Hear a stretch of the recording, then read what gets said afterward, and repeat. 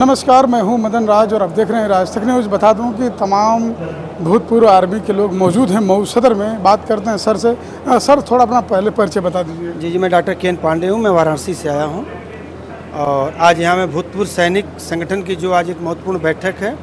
आज मैं अपने जो वरिष्ठ साथी हैं जो सेना से अपने ज़िंदगी के महत्वपूर्ण 15, 20, 25, 30 साल 32 साल देकर के आए हैं, उनका मनोबल बढ़ाने के लिए बहुत सारी चीज़ों पर हम लोगों ने आपस में चर्चा किया और भारत कैसे एक विकसित राष्ट्र बने, किस तरह देश की आगे आर्थिक उन्नति हो और किस तरह से एक मजबूत भारत बने, उसके लिए बाकी हमारे सोल्जर्स जो रिटायर हुए हैं इन लोगों का किस तरह से और वेलफेयर हो, इस सारी चर्चाओं पर हम लोगों ने आज बहुत बेहतरीन तरीके से हम लोगों ने बातचीत किया और एक सकारात्मक एक सफल बैठक हम लोगों ने आज मऊ में यहाँ पर किया है। सर, पुरानी पेंशन जो बोलते हैं और वन रैंकिंग वन पेंशन का समस्या अभी तक बहुत सैनिक आवाज़ उठाते हैं कि समस्या का समाधान नहीं हुआ।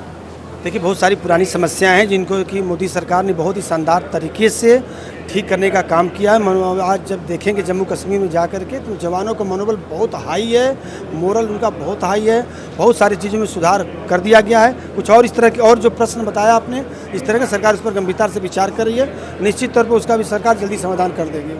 सर, आप एक सैनिक स्वयं रह चुके हैं और जिस तरह ऑपरेशन चलाया गया, ऑपरेशन सिंदूर, इस पर बहुत सारे प्रश्न सवाल करे गया विपक्षों द्वारा, इस पर क्या कहेंगे आप? देखिए, ऑपरेशन सिंदूर एक भारतीय का एक संस्कार है, एक गौरव है।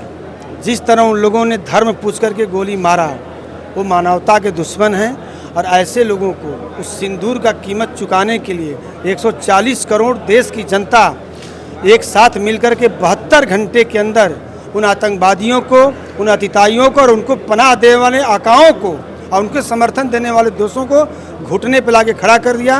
और अब वो सरकार बदल गई है, वक्त बदल गया है और ऐसे लोगों को अब सुधरना पड़ेगा। ये बदला हुआ हिंदुस्तान है। अब उस तरह के लोगों का मुँह तोड़ जवाब दिया जाएगा और उनके घर में घुसकर मारने का काम किया जाएगा। तो सर बोला कि सरकार बदल गया, वक्त बदल गया। क्या पहले की सरकारें में जिस तरह कहा जाए कि सैनिकों का हाथ बांध के रखा जाता था, लोग कहते थे क्या सच है? देखिए, बताने की चीज़ नहीं है। आप जानते थे कि जिस तरह से सर काट के ले जाते थे, आए दिन गोलाबारी करते थे। चूँकि मैं सेना में रहा हूँ, बहुत सारे सैनिक यहाँ बैठे हुए हैं। जगह जगह बम ब्लास्ट होता है, लोगों पर फायरिंग आती थी, कंपनियों के ऊपर फायरिंग आती थी। और जिस तरह देश के अंदर आप समझौता एक्सप्रेस से लेकर के बम ब्लास्ट, चाहे संकट मोचन का बम ब्लास्ट हो, कचहरी का हो, दिल्ली का हो, अक्षरधाम का हमला हो, मुंबई का जो ताज के ऊपर हमला था, किसी के ऊपर कोई खास कार्रवाई नहीं की गई, बल्कि निर्दोष लोगों को फंसाने का काम पूर्व की सरकारों ने किया है। आज वही सरकार है, वही व्यवस्था है, वही कानून है, लेकिन नेतृत्व करने वाला इतना मजबूत है, न कहीं बम ब्लास्ट हो रहा है, न कहीं पर आतंकवाद हो रहा है। तो अगर सोच अच्छी होगी, जनता के प्रति वफादारी होगी, तो निश्चित तौर पर कहीं न कहीं इस तरह के लोगों का सफाया होगा। आखिरी सवाल सर, जो भूतपूर्व सैनिक हैं उन लोगों को लेकर आ कहेंगे, क्या सुविधा देंगे आप लोग? सरकार भूतपूर्व सैनिकों के सम्मान के लिए सुनिश्चित करने के लिए सरकार प्रतिबद्ध है।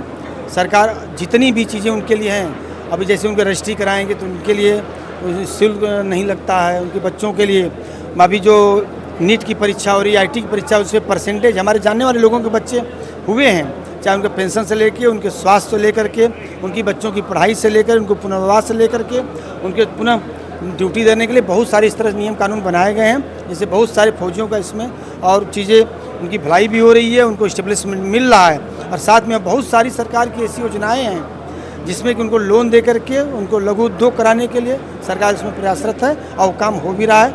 सरकार इसके अंदर सरकार की कहीं की जो मंशा है, जो सैनिक देश के लिए अपना सर्वस्व निछार करके आया हुआ है, वो सैनिक सम्मान की ज़िंदगी जिए, इसलिए हर जिले में एक सोल्जर बोर्ड की स्थापना किया है। सोल्जर बोर्ड और जिलाधिकारी का एक कर्तव्य बनता है कि लोग सैनिकों के साथ में बैठकें करें, उनकी समस्याओं को सुनो। और हर जिले में बैठकें होती भी रहती हैं। जिस जिले में नहीं होगी उनके लिए उनको भी नोटिस दिलाई जाएगी, उनके लिए ऊपर से आदेश आएगा कि वो बैठक करें और उनकी समस्याओं को सुनें। ठीक है सर, चैनल को समय दे बहुत धन्यवाद। Thank you. बता दूं कि भूतपूर्व सैनिकों की बैठक थी, बाकी आप सुने होंगे। बाकी इन लोगों की रायों से कितना सहमत है, कमेंट बॉक्स में जरूर लिखिए। खबरों के लिए राज तक न्यूज़ चैनल देखते